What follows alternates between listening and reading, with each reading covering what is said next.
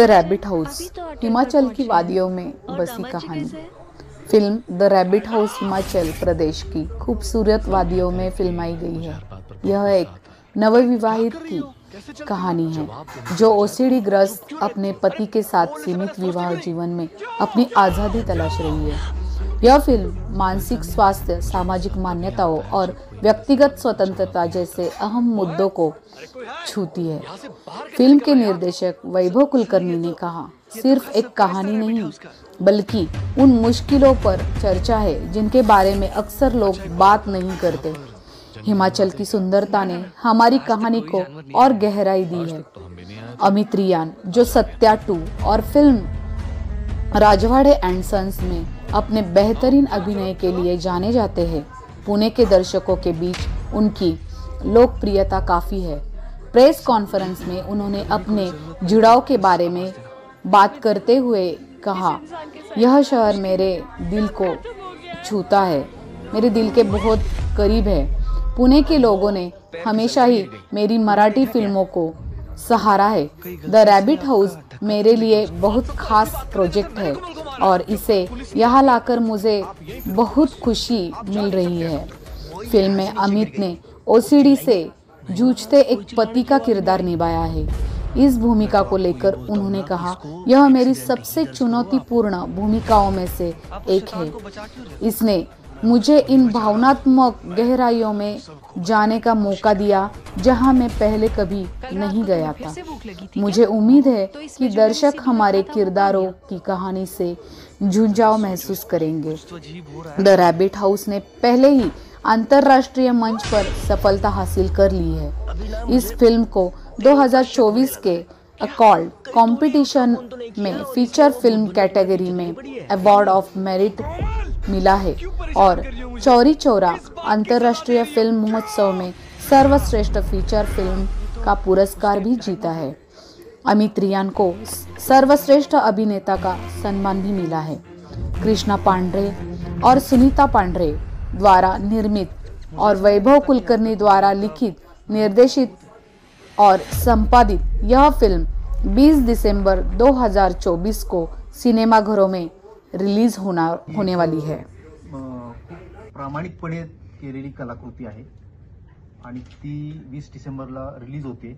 तुम्हाला निश्चितपणे वेगळं काहीतरी आणि अमेझिंग काहीतरी बघायला मिळेल। आता मी एवढंच सांगतो आणि नक्की तुम्ही 20 डिसेंबरला बघा। तुम्हाला काय वाटतं फिल्म बद्दल ते तुम्ही शेअर करा। चांगल्या वाईट सगळ्या गोष्टी तुम्हाला जे काही वाटेल ते प्रामाणिकपणे सांगा आणि इतरांनाही बघायला सांगा। धन्यवाद। नमस्कार, मी कृष्णा पांढरे, प्रोड्युसर।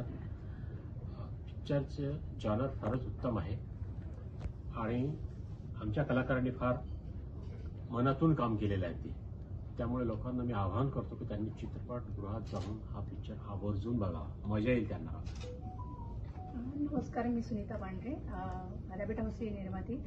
आणि मी एवढं सांगू इच्छिते की लहानांपासून मोठ्यांपर्यंत बसून फॅमिलीने बसून बघण्यासारखा हा पिक्चर आहे। तर नक्की थिएटरमध्ये जाऊन बघा आणि आनंद घ्या। मी भूमिका सांगा थोडक्यात आणि आव्हान करा।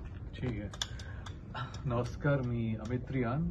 मी या फिल्ममध्ये श्रीकांतचं कॅरेक्टर प्ले करतोय, जो पेशंट असतो ओसीडी आणि एडीएचडीचे ज्याला ट्रेट्स असतात आणि त्यामुळे त्याचं रिलेशनशिप कसं सफर होतं आणि कथा कशी पुढे जाते आणि मिस्टेरियस थ्रिलरच्या झोनमध्ये जाते, त्याची कथा आहे। थोडक्यात म्हणाल तर क्लास प्लस मास असं म्हणता येईल या फिल्मला। आपण मल्टिप्लेक्स प्लस सिंगल थिएटर दोन्ही प्रकारच्या ऑडियन्सला हे आवडेल।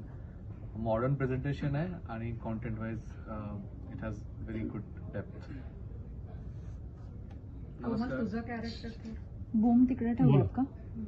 कोमलचं घ्यायचं का पहिला? हां, म्हणजे दोघांचं घ्या। फक्त तिकडे आणि तुम्ही म्हणजे काय घेता, एक दोन काढू तुम्हाला आवडते? मी पद्मनाभ गायकवाड आणि ह्या फिल्ममध्ये मी मोहित नावाचा कॅरेक्टर प्ले करतोय, जे की द रॅबिट हाऊस होमस्टे जो आहे त्याच्या मालकाचा मुलगा जो असतो तो म्हणजे मोहित असतो। आणि ॲक्टिंग सोबतच मी यामध्ये म्युझिक पण केलं आहे आणि बॅकग्राऊंड स्कोर पण केला आहे। सो मी खूप जास्त एक्सायटेड आहे आणि 20 डिसेंबरची खूप आतुरतेने वाट बघतोय की तुम्ही कधी तो पिक्चर बघाल आणि तुमची प्रतिक्रिया आम्हाला कळवाल। नमस्कार, मी करिश्मा। द रॅबिट हाऊस या हिंदी फीचर फिल्ममध्ये मी कोमल नावाचं कॅरेक्टर प्ले केलंय. तिच्या नावाप्रमाणेच shy, delicate but full of love असं कॅरेक्टर आहे. आणि याचबरोबर माझं भाग्य की फिल्ममध्ये मी एक गाणं डान्स कोरिओग्राफ केलाय, तर ते पण तुम्हाला बघायला मिळेल. तर आमच्या सिनेमाचा जॉनर जरी सस्पेन्स थ्रिलर असला तरी क्यूट सरप्राइजेस आहेत वेगळ्या जॉनरचे पण, तर त्याच्यासाठी ऑडियन्स खूप एन्जॉय करेल. शेवट आपण तुमच्या गाण्यावरून करू. जे फेस्टिवल्समध्ये जेव्हा फिल्म गेली तेव्हा DOPचं खूप कौतुक झालं आणि ह्या फिल्मचं मूळ बीज म्हणजे तो आहे. तर त्यानं आधी येऊन सांगितलं की असं एक रॅबिट हाऊस आहे, तिथं आपण काहीतरी करूया आणि तिथून प्रवास सुरू झाला. त्यामुळे महत्वाचं आहे.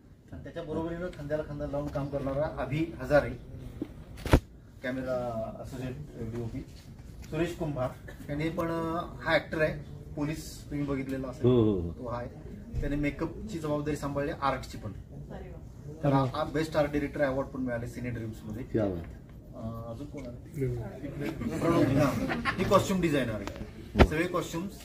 आणि खूप आमचं आधीपासून कलर पॅलेट ठरवून त्याप्रमाणे कॉस्ट्युम डिझाईन करणे वगैरे हे खूप मेहनतीचं काम आहे. पण ते तिला पडद्यावर आणली का नाही तुम्ही?